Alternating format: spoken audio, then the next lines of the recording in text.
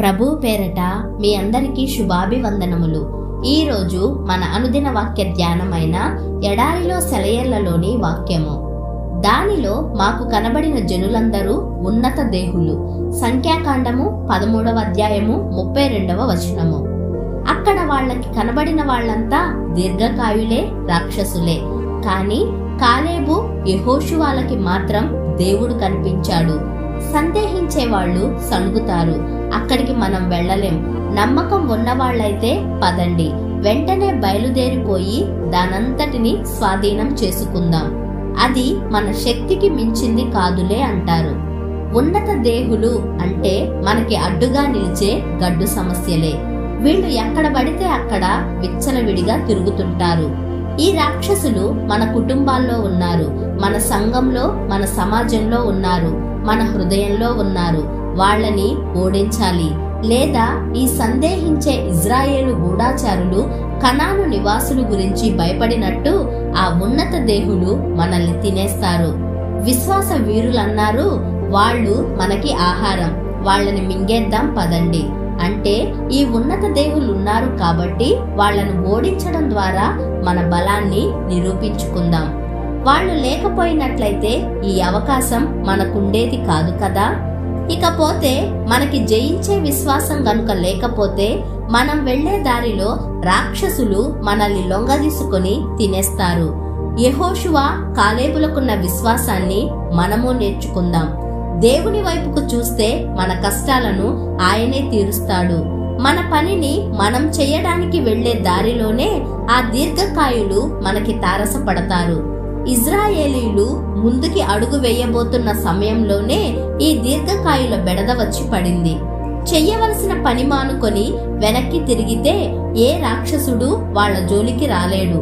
అందరూ అనుకుంటారు మన జీవితాల్లో దేవుని శక్తి మనల్ని అన్ని సంఘర్షణలకి, శోధనలకి అతీతంగా ఉంచుతుందని.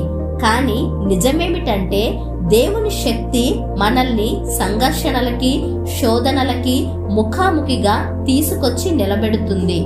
రోమ్ పట్టణానికి మిషనరీగా పౌలు ప్రయాణమై వెళుతుంటే దేవుడు తన శక్తి వలన పౌలుకి తుఫానులు, పెనుగాలులు, శత్రువులు ఏమీ ఎదురుపడకుండా సుఖమైన ప్రయాణాన్ని అనుగ్రహించవచ్చుగా.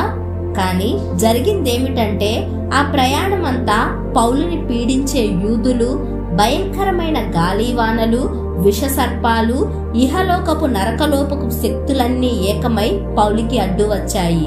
తప్పించుకోవడం ఎంత కష్టమైపోయిందంటే చివరికి పౌలు తనంతట తానే ఓ చిన్న కొయ్య ముక్క సహాయంతో ఈదుతూ ఒడ్డు చేరవలసి వచ్చింది. మరి అంతులేని శక్తిమంతుడైన దేవుడు మనకున్నాడు కదా. అవును, ఉన్నాడు. అందుకనే పౌలు అంటాడు గదా, తనకిక బ్రతుకు క్రీస్తే అని. అలా నిర్ణయించుకున్న క్షణం నుంచి చాలా క్లిష్టమైన పరిస్థితి మొదలైంది. ఆ పరిస్థితి అతడు చనిపోయేదాకా అలానే ఉంది. అయితే క్రీస్తు శక్తి వల్ల పౌలు ప్రతిసారి ప్రతి శ్రమ నుండి విజయుడై నిలిచాడు. ఈ పరిస్థితిని పౌలు వర్ణించిన తీరు, వాడిన భాష మరపురానిది. ఎటుబోయినను, శ్రమపడుచున్నను, ఇరికింపబడు వారము కాము, అపాయములో నున్నను, కేవలము ఉపాయము లేని వారము కాము, తరమబడుచున్నను, దిక్కులేని వారము కాము, పడద్రోయబడినను నశించు వారము కాము. యేసు యొక్క జీవము మా శరీరమందు ప్రత్యక్షపరచబడుటకై యేసు యొక్క మరణానుభవమును మా శరీరమందు ఎల్లప్పుడూ వహించుకొని పోవచ్చున్నాము. 2వ కొరింథీ 4వ అధ్యాయం 8, 9, 10 వచనములు. ఇది ఎంత కఠినమైన అంతులేని కరకు శ్రమ. హెబ్రీ భాషలో పౌలు వర్ణించిన ఆ కష్టాలను ఇంగ్లీష్లో నుండి తెలుగులోకి అనువదించడం చాలా కష్టం. 5 దృశ్యాలు కనిపిస్తున్నాయి ఇక్కడ. మొదటిది శత్రువులు అన్ని వైపుల నుండి చుట్టుముట్టడం. అయినా పౌలును నలిపేయలేకపోవడం. ఎందుకంటే పరలోకపు పోలీసులు ఆ గుంపుల్ని చెదరగొట్టి పౌలు తప్పించుకు వెళ్లడానికి చాలినంత దారిని ఏర్పాటు చేసేవారు.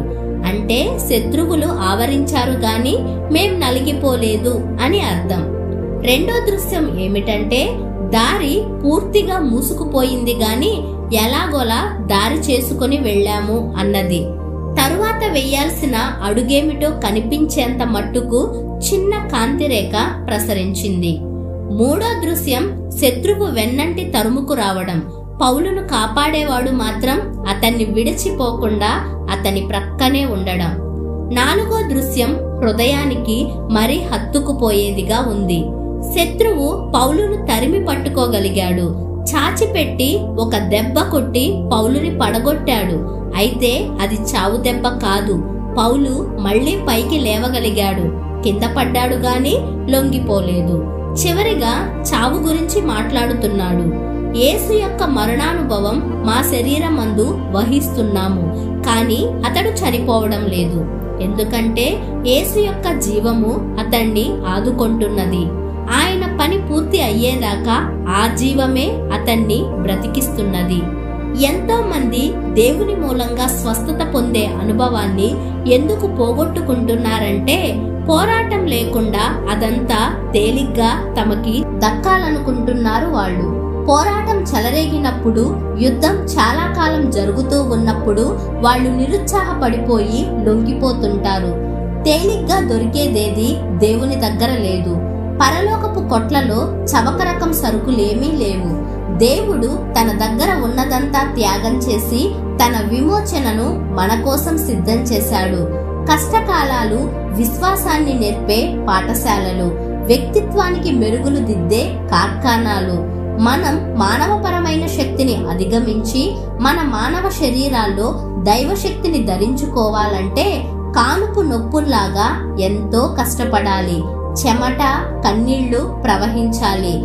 పాత నిబంధనలోని పాత ఉదాహరణ తీసుకుంటే, మోషే చూసిన పొద మండుతూ ఉంది గాని కాలిపోవడం లేదు. కష్టాలకు గురవుతున్న దేవుని ప్రియ కుమారుల్లారా, మీకు నమ్మిక ఉంచగలిగే శక్తి ఉంటే మీరెన్నటికీ పడిపోరు. స్థిరంగా నిలబడి ఉండండి. దాసోహం అనవద్దు.